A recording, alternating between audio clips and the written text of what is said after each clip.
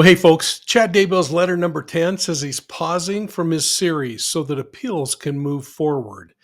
He blames the media, the prosecution, his own lawyer, and the justice system, but he never blames himself.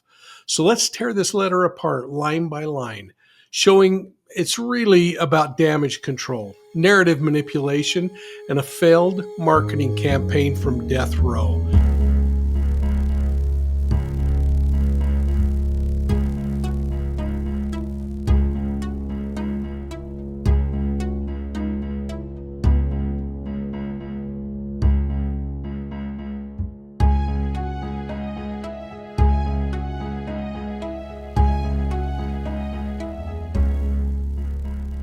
Well, hey, folks, today we're going to do something a little different because I've been working toward this for a while.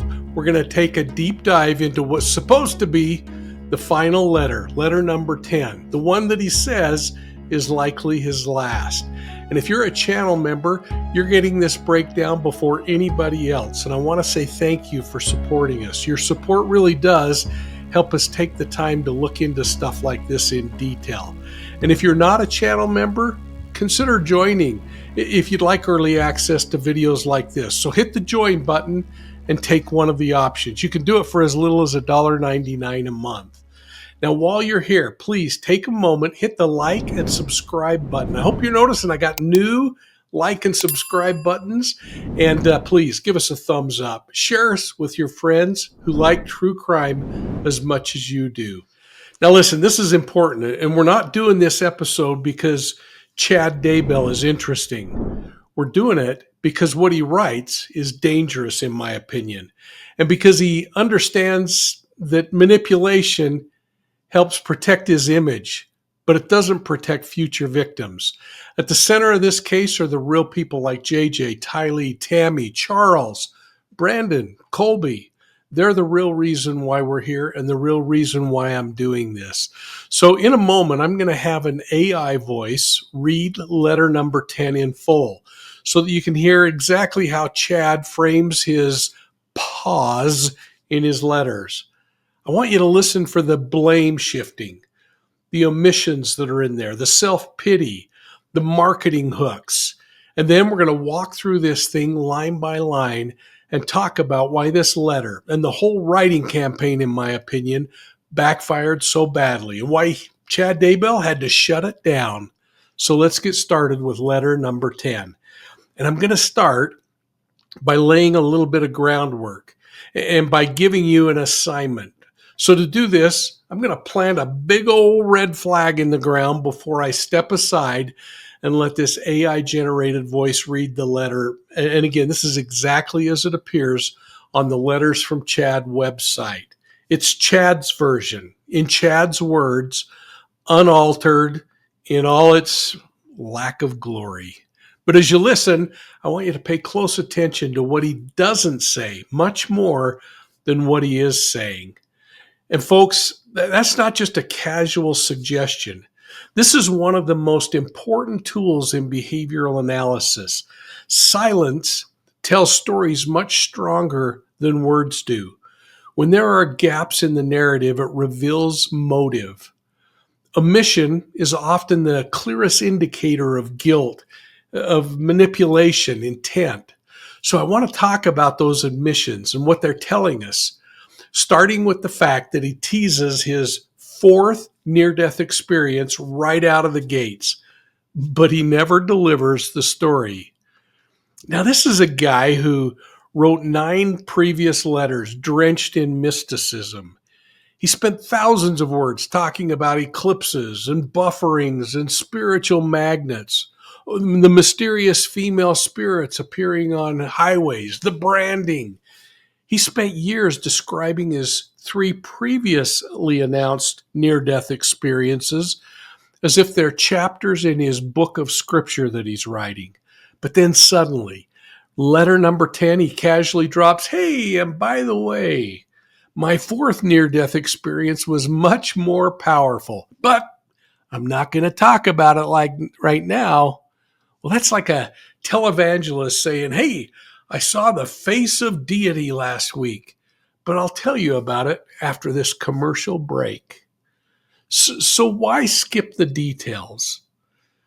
I think because the fourth near-death experience happened in 2022 while he sat in a jail cell after his arrest for murder, after the public backlash, after Lori's trial began falling apart. Daybell can't describe a celestial experience inside of a cinder block jail cell without sounding exactly like he is, a man who's trying to graft a new revelation into a collapsing belief system. Now, it would take a psychologist to properly label the behavior we're seeing. When reality becomes unbearable, the inner world becomes more elaborate, more dramatic, more supernatural. And in my opinion, Chad's psyche is still trying to escape accountability. And the introduction of this fourth near death experience is a perfect example of Chad trying to comfort himself with his own mythology. But he also knows that if he describes that in detail, he'll look even more disconnected from reality than he has up to this point. And right now, the image that he's trying to protect is this idea that he's a misunderstood visionary, not some mentally unstable murderer. So he's got to withhold it. But he's not doing it out of humility. He's doing it out of strategy.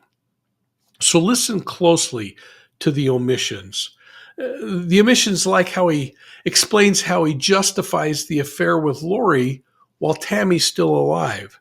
This is the radioactive core of the Daybell case because everything, the theology, the fantasies, the scorecards, the doomsday prepping, the visions, all of it was constructed to spiritualize an affair, to make adultery sound like destiny, to make betrayal sound like God's plan, to turn his midlife crisis into some kind of a cosmic calling. And he can't explain this part of the story because if he does, his entire house of cards would fall apart. He'd have to admit that he and Lori were talking long before they admitted to it publicly, and that their relationship was overlapping and impacting Tammy's life. It was impacting Charles's life.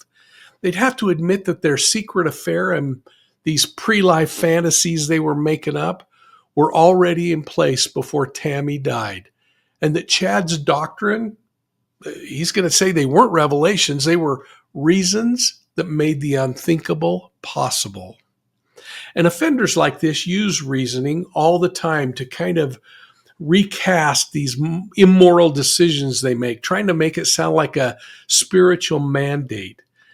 But if Chad were to actually spell out his timeline, you wouldn't get prophecy.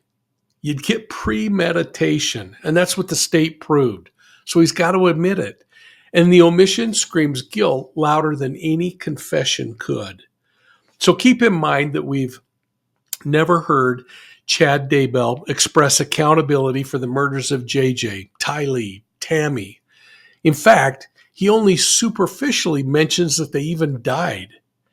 If this were a true confession, this would be a person talking about remorse, impact, loss, empathy, sorrow. But even guilty offenders who are trying to maintain some semblance of innocence would say things like, hey, I'm devastated by what happened, or I think about the victims every day, or how about this one that we're not hearing from him? The tragedy haunts me. Chad doesn't do any of that. Not once that I'm aware of. He says his story isn't told, though. He says he didn't get a fair trial. He says he didn't get proper representation. He says that the press mistreated him, and he laments how misunderstood he is. Well, there's a theme going on here, and it's a theme of me, my, I. Not one sentence about them, the victims.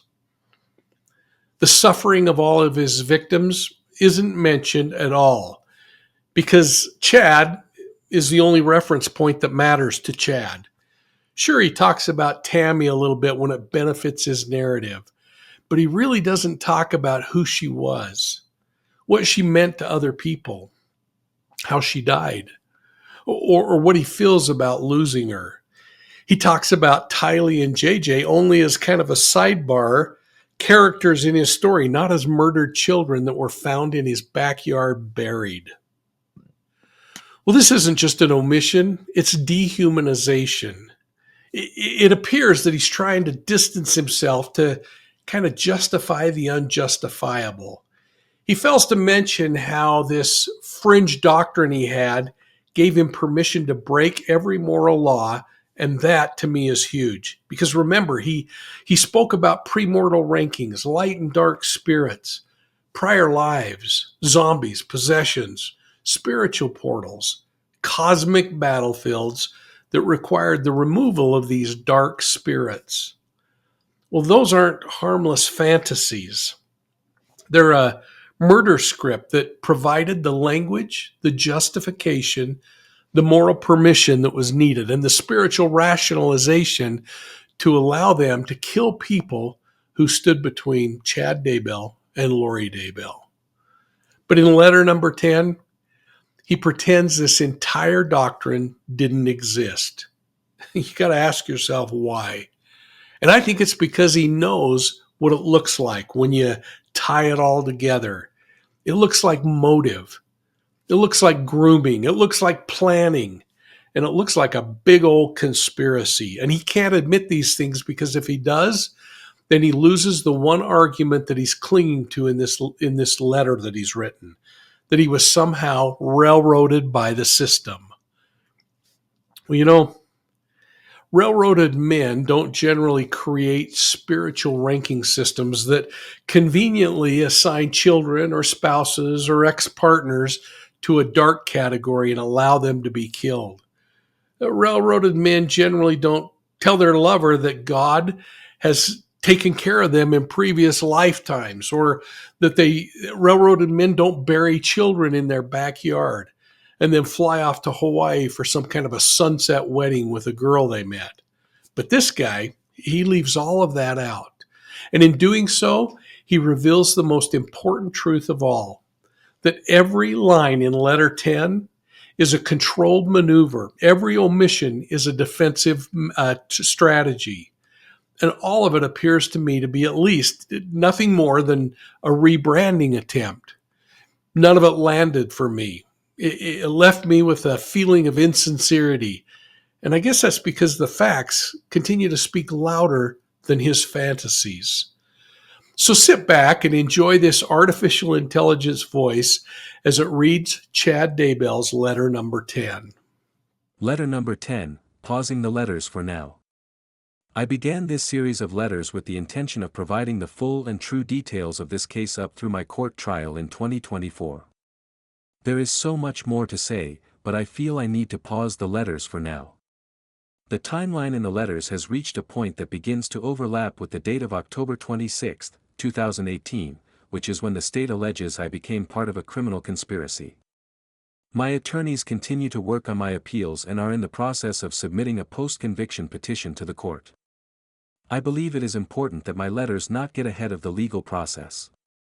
My side of the story will still be shared when the time is right. That time will have to be after the legal process has sufficiently progressed.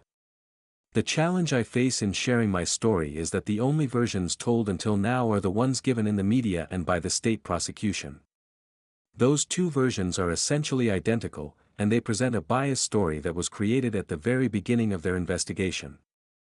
There are times when it feels I will likely never to be able to overcome their versions, which have been set in stone through repeated retellings by the same handful of people whose comments have been crafted with an end goal already in mind. Years ago I read a book by John Grisham titled The Innocent Man, Murder and Injustice in a Small Town. The book tells the true story of two Oklahoma men who were wrongly convicted of murder, and one of them was sentenced to death. The book describes how a very aggressive prosecution was irretrievably misguided by just a few mistakes at the very beginning that sent it down the wrong path.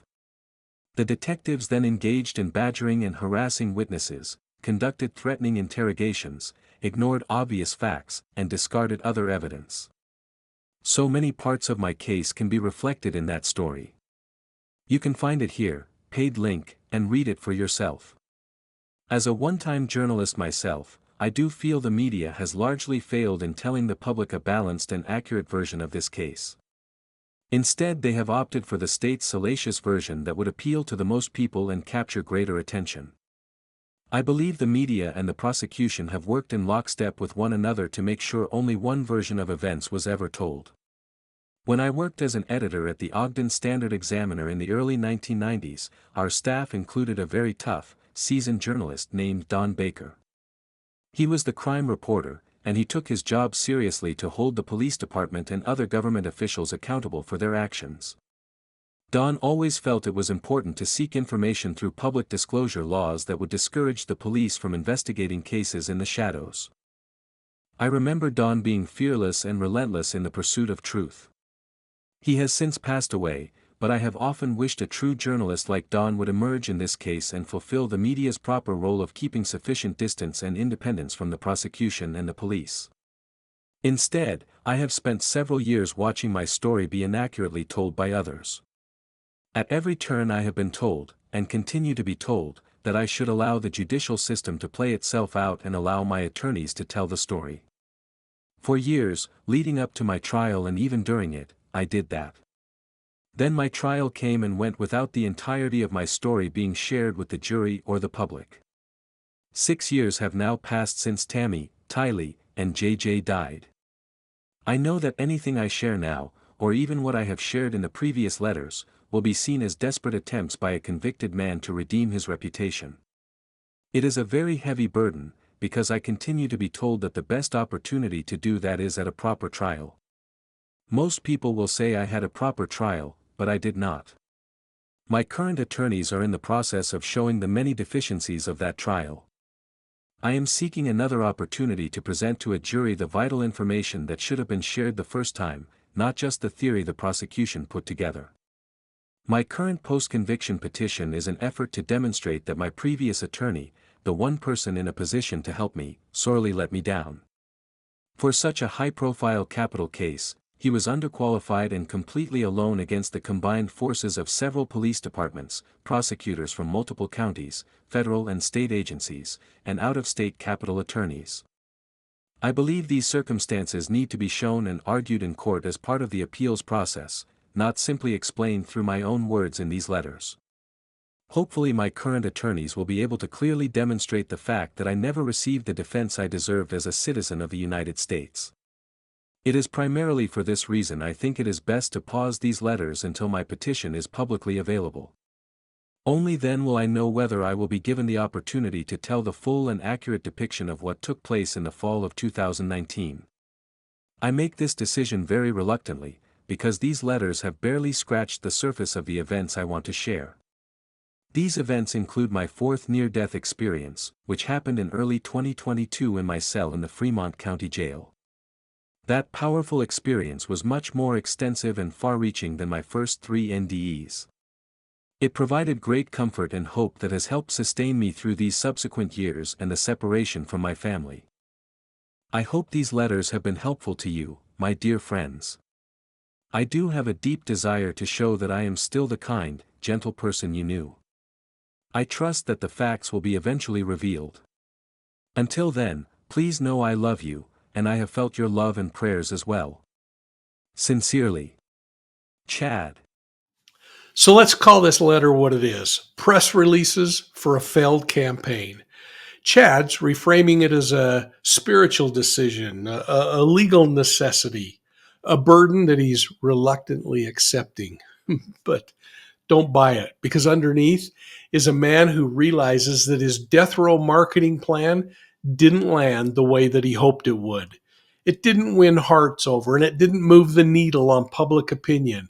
And it certainly didn't rewrite the facts that he killed kids and he killed his wife. So let's walk through this thing one piece at a time. And I want to start with the line that it begins with. I began this series of letters with the intention of providing the full and true details of this case. Blah, blah, blah, blah, blah. Well, he's opening strong, right?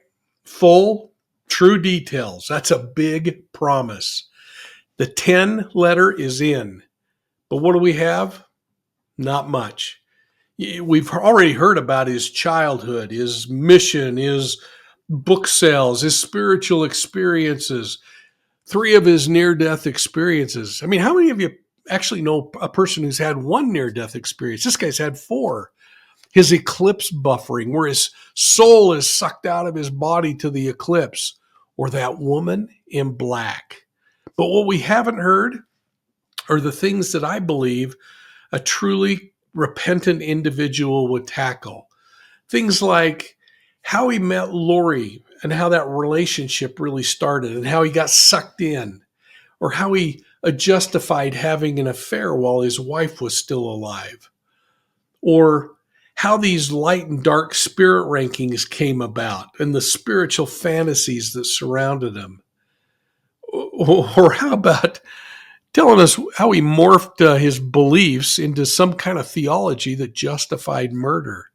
You see, when he says full and true details, he's redefining those words to mean, hey, the version of events that I keep wanting to put in the center of things, the kind of idea that I'm a misunderstood soul, is this.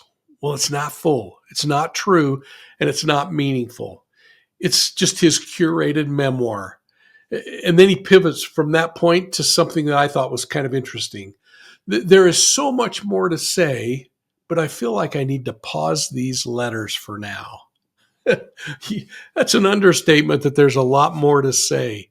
Like the part where the kids die, the part where the wife dies, the part where you run off to Hawaii with Lori while the world is looking for your children, the part where the bodies of the children are found in your yard.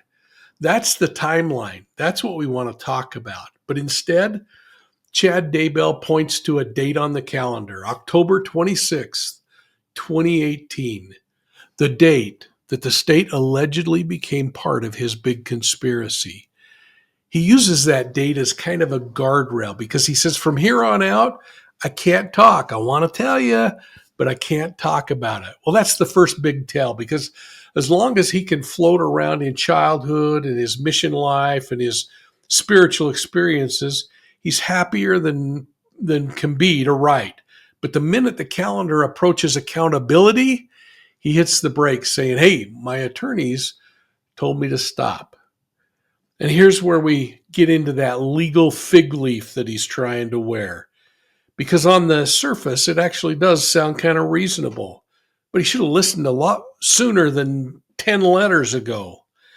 He should have caught the part that says, I don't want my letters to get ahead of the appeals.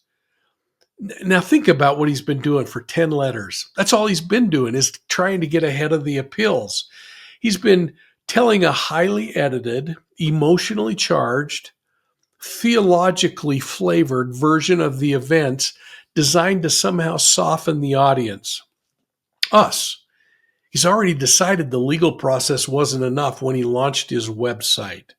But now that the backlash has set in, and now that the coverage has been critical, now that the victims' families are responding and the letters are making him look more manipulative, not less, suddenly he's deeply concerned about the proper legal timing of things. It just smacks of a marketing plan crisis to me. He has to throw in words like, the time is not right, or I'll share when it's appropriate, or for now, I have to let the system work. What he's doing, folks, is he's kicking the can down the road far enough that he hopes that someday his supporters will still be there and he can come back and rewrite the story. Like when he says, hey, just wait, the real story's coming. Well, it's the same energy as a cult leader saying, hey, the prophecy didn't fail, the timeline shifted. And then Chad Daybell drops this comment in the letter. He says, the challenge I face, the only versions told now are the media's and the prosecution's. Well, here we see his persecution narrative in full bloom. He paints it really simply, that there are only 2 versions, the state's version and the media's version. He claims that both organizations are against him, that they're biased from the beginning, and their storyline has been set in stone through repetition. He wants us to imagine a small, plucky, wrongly accused guy standing alone against this giant machine, the state. It's the innocent man template. But there's an obvious problem with that messaging because the versions that he's talking about aren't just stories. They're derived from criminal charges. They come from investigations and evidence and testimony and court findings and jury verdicts. Then Daybell reaches for a powerful cultural script with his inclusion of John Grisham's book, The Innocent Man. It's a story of two men who are wrongly convicted in Oklahoma, one of them sentenced to death. And Daybell's trying to plug himself into that storyline by saying that, hey, me too, I'm suffering from that aggressive prosecution, from those investigative mistakes, or from evidence that was discarded. He even links the book on a site for a paid link, which means somebody is going to get a commission off of his clicks. I mean, that alone just reminds me about the marketing mindset behind these letters. Even in his testimony, there's a monetization layer going on. Now, there's no question, wrongful convictions happen. They're serious. They deserve scrutiny. But they usually involve thin evidence, not multiple bodies buried on your property. And here's a place where Daybell really offended me, because he says, as a one-time journalist myself, and then he invokes the name of a brilliant crime reporter that I actually knew very well and listed among my friends. He says, this brilliant crime reporter, Don Baker of the Standard Examiner that Chad says he worked with when he was back as an editor. He said Don had this journalistic integrity, and he tries to kind of saddle up with Don. Well, Don was a fantastic journalist. This wasn't an accident. Chad is trying to somehow credential himself by associating with Don Baker, discrediting anybody that's covering his case now as being the opposite of a Don Baker: lazy, compliant, salacious, obsessed with whatever the state's saying. You know, I'm a little bit troubled by this because I remained close friends with Don up until the time he died. He would have vigorously investigated and exposed Chad Daybell with the same kind of determination that he used to expose my case, the case against the Zion Society and Arvin Shreve. It's the case I wrote about in my book, Deceived, an investigative memoir. Daybell's mention of Don Baker is offensive, and the rhetoric of a man who wants you to distrust any independent source of information except his. He's telling us, don't trust the press. Don't trust the courts. Don't trust the families. Don't trust law enforcement. Only trust Chad Daybell. And that's up to you to decide if you're going to trust him.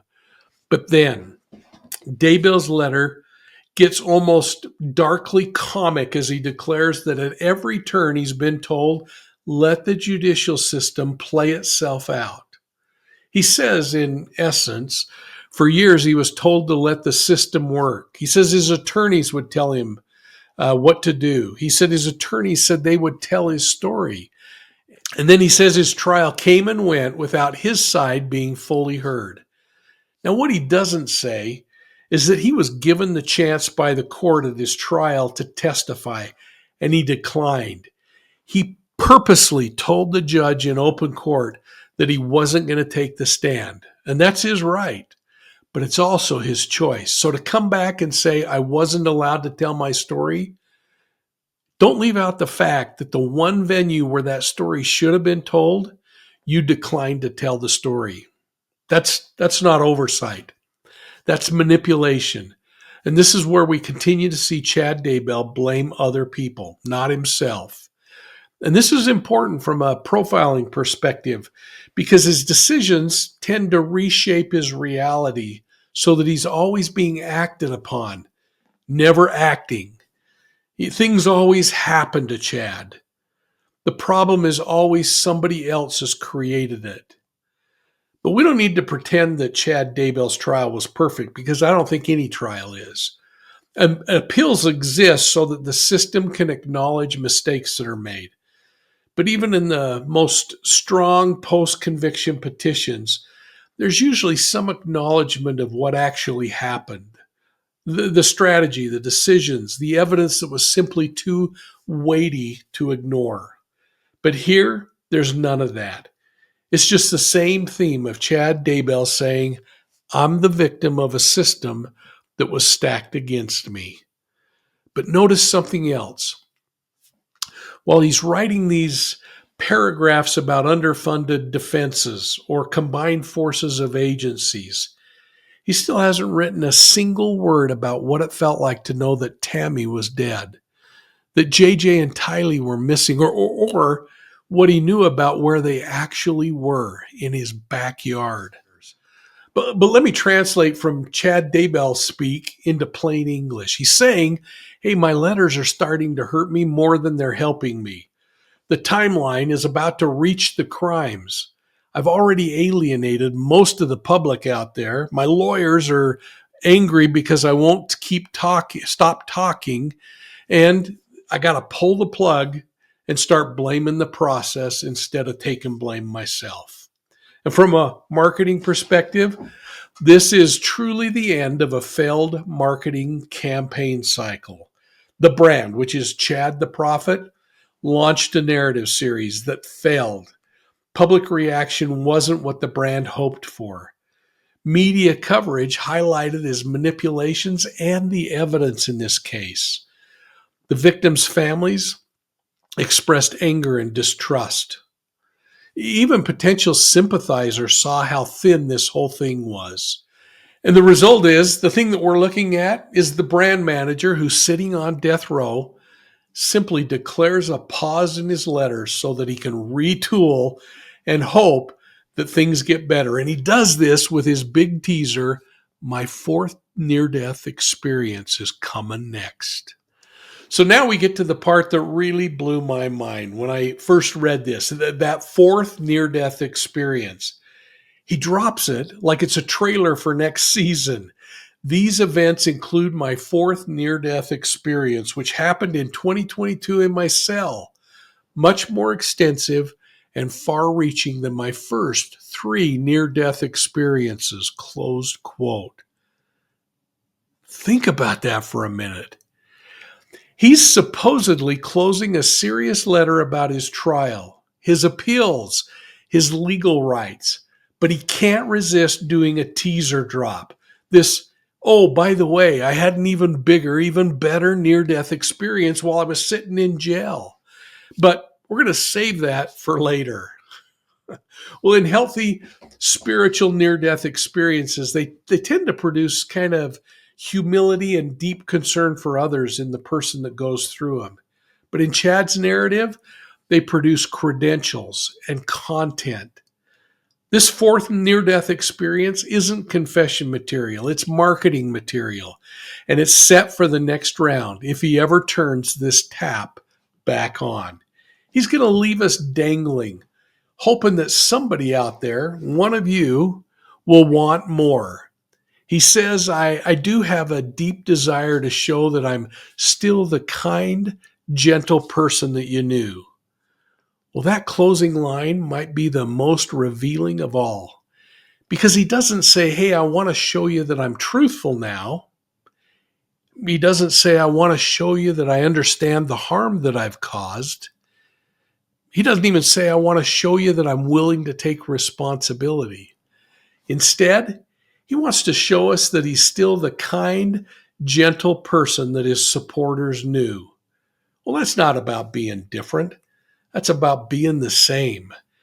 And the problem is that kind, gentle person that his friends thought they knew is the same man that prosecutors describe a guy who quietly nurtured an inner world of premortal rankings, who spiritually graded others, who chose dark spirits, chose a goddess narrative around Lori Vallow, a man whose private theology turned people into obstacles and then into corpses. This is the same man who, according to the evidence, walked hand in hand with Lori Daybell into the future, while the lives that mattered most in his life up to that point were simply discarded. So when he says, I'm still that kind, gentle person, he's kind of telling the truth in a twisted way, because I don't think he ever changed. He just finally got caught acting on it. Well, together we have trudged through 10 of his letters, hoping that we would hear something about the victims, about the crimes, about the affair. But Chad Daybell, after 10 letters, still fails to acknowledge any role in the deaths of JJ, Tylee, or Tammy. He fails to explain how his belief system evolved to a place where murder was actually possible. He fails to discuss his early relationship with Lori Vallow in honest terms. He fails to tell us how he used premortal fantasies and past life stories to seduce and spiritualize that relationship with Lori and a group of other people. And he fails to explore the violence directed to Charles Vallow, Brandon Boudreaux. He fails to talk about how his theology intersected with those attacks. And he fails to hint at the remorse directed toward the victim's family. And he doesn't even hint at any remorse toward those victims and their families. Chad Daybell's silence isn't neutral. And if you're wondering whether this letter changed anybody's mind, I'd say this. If you came into this believing that the state fabricated a case from the very beginning against this guy, then this letter might help you keep that belief alive. But if you came in anywhere close to neutral or skeptical, it probably pushed you even further away. It is so self-centered, so vague, so obviously engineered that it's hard to see it as anything but a really crummy Hail Mary pass. And that's why I think the letter writing campaign ultimately backfired on Chad Daybell. It reminded all of us about how little he cares about the victims in this crime case. It shows us his obsession with his own image. It reveals his marketing instincts that never go away. And it shows a gap between how he sees himself and how the rest of us see the evidence. So if you're still with me after all of this, thanks a lot for sticking around. I know that this was a long one, but I think it's important. And I think it's important that we finish this series by naming these letters as exactly what they are. They're not revelation. They're not repentance. It's a marketing plan. It's a spin. You know, I don't cover cases like this to celebrate offenders like Chad Daybell. I cover them so that good people can recognize these patterns, these fantasies, the spiritual bypassing that's going on, the charisma, the way that people use religion and premortal myths and even visions to excuse what could never be excused. And if you'd like to go deeper into tactics like this about how cult leaders groom their followers, how they reshape reality, and how they justify harm, then go and check out my book, Wolves in Sheep's Clothing. You might also check out Deceived, an investigative memoir of the Zion Society cult. You can pick up my books at profilingevil.com. And if you live in the United States, I'll sign them and I'll ship them to you for free. But anywhere else in the world, they're available through Amazon or Ingram Spark. And I want to just tell you how excited I am about Profiling Evil's audio podcasts and the fact that we've joined the Gamut Podcast Network and the Hubbard Radio family. My new series, Gardens of Evil, Inside the Zion Society Cult, is going to be the next season of American Nightmares, and it's going to premiere on February 3rd. Now, there's a link down below that you can follow so that you'll be ready and get that first episode when it drops. I hope you'll share it with your friends, too. And I'd really love to hear your thoughts on Chad Daybell's letter number 10. Did it change how you see him? Did it reinforce what you already believed? Please drop your comments down below and read each other's insights and thoughts. And keep the conversation focused on justice and the people who've been hurt by this predator. Now, if you've got questions you'd like me to tackle in the future, send them to me at profilingevil@gmail.com, and I'll try to answer them in the next episode of Feedback Friday. And remember that you can find Profiling Evil on Facebook, Instagram, YouTube, Twitter, and TikTok. And if you like your audio podcasts on the go, then make sure you're subscribing to Profiling Evil's audio podcasts on your favorite podcast platform. Hey, go to profilingevil.com and check out our website and sign up for the digital newsletter, The Bolo. Thanks so much for your support. I'm Mike King, and this is Profiling Evil.